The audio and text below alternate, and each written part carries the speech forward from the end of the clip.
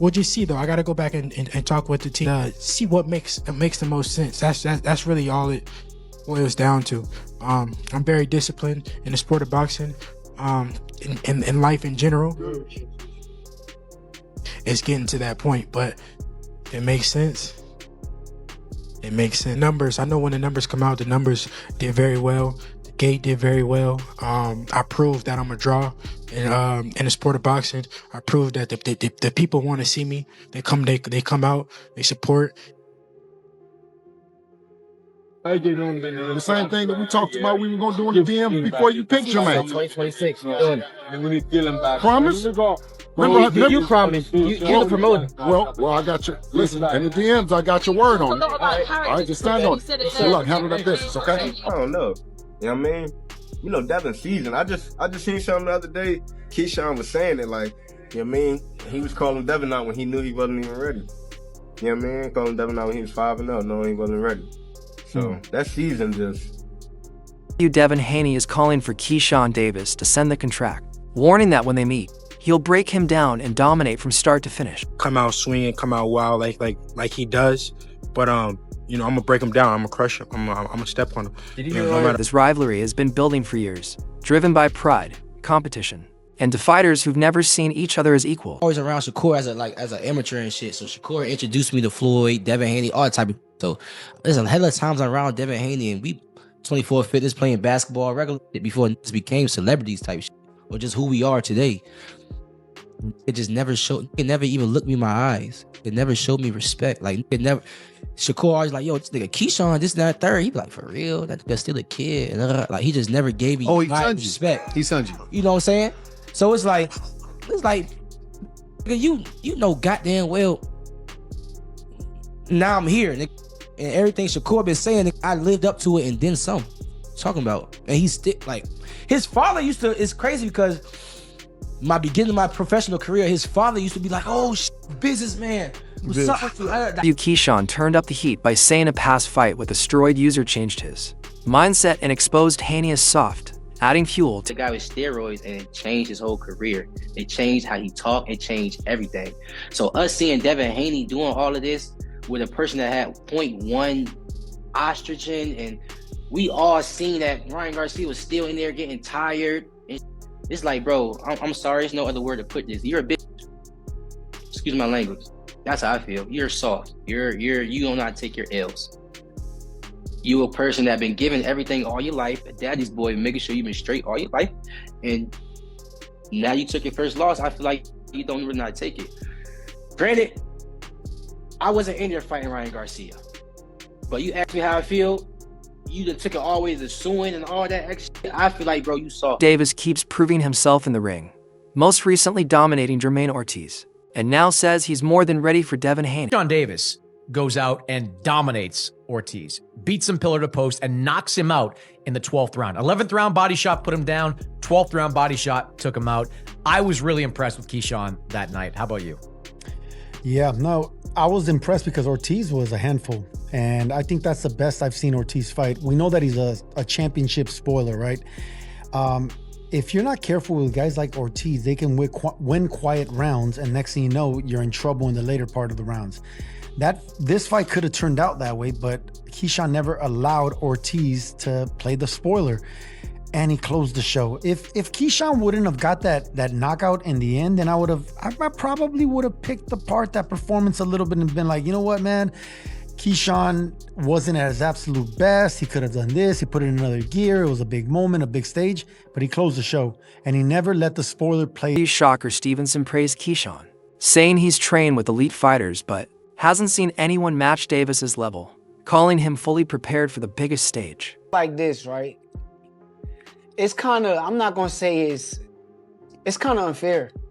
What you mean? It's unfair for these fighters to the point where that's really my brother, and we could really help each other and prepare for these fights. So when he going out... Tommy Smalls broke it down, saying timing matters in boxing.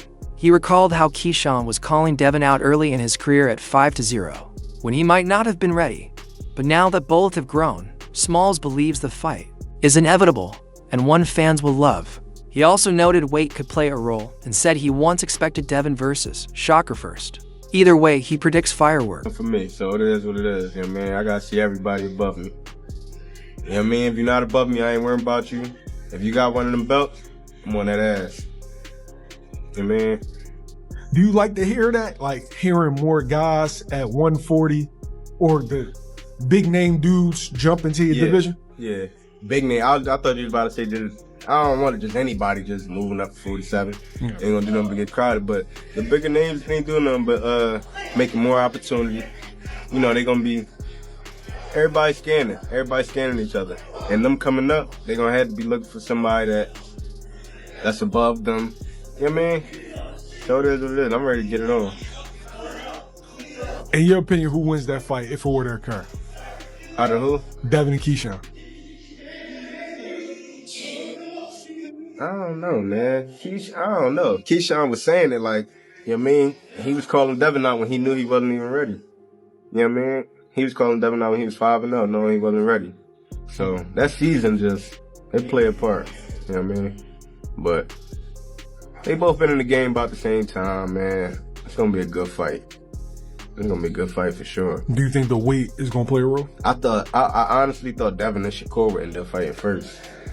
You know, shit, me too. I thought they would end up fighting first, but you know. Against Ortiz, Davis controlled the fight from start to finish, ripping the body with jabs, hooks, and uppercuts while keeping nonstop pressure. He closed the show with a brutal 12th round knockout, proving not just his skill, but his killer instinct, and that he's ready for the biggest challenges ahead. Good game plan, Jermaine Ortiz, and he's just not that guy. He's come up short now 3 times on the biggest stage possible. No shame losing to Loma, Lopez, and Keyshawn, but when you're getting knocked out in the last round, that's when you start questioning your stance in the top of the game. But that's credit Keyshawn, man. He closed the show and he looked incredible. I thought Keyshawn was really good. He obviously filled out the weight really well. He is a strong 140-pounder. Body work has become his MO. You go back to the Dennis Baranchik fight, knocked down Baranchik, kind of went the same way. Knocked down Baranchik in the 3rd round with a body shot, knocked him out in the 4th round. This time was the 11th and the 12th round for Jermaine Ortiz. I would disagree with you that I didn't like Ortiz's game plan. I thought he should have moved a lot more. Keyshawn Davis brothers, and Devin the Dream Haney. I believe in the 147-pound division that a Keyshawn Davis versus Devin Haney will be just as interesting, just as lucrative than any of those fights that we mentioned. A potential fight with Rolly Romero, potential fight with Devin Haney and Crocker. I think Keyshawn Davis and Devin Haney will be a way better fight than that. Mario Barrios, I think that Keyshawn Davis and Devin Haney promo will be way better than the Mario Barrios and Devin Haney. And of course, those are unification bouts, but we also in the landscape of boxing in which belts don't matter as much. It don't matter as much. It matters, but it don't matter as much. Keyshawn Davis was already a champion in the 135-pound division, and what that Keyshawn Davis has is really more entertaining than the performance that Shakur Stevenson had.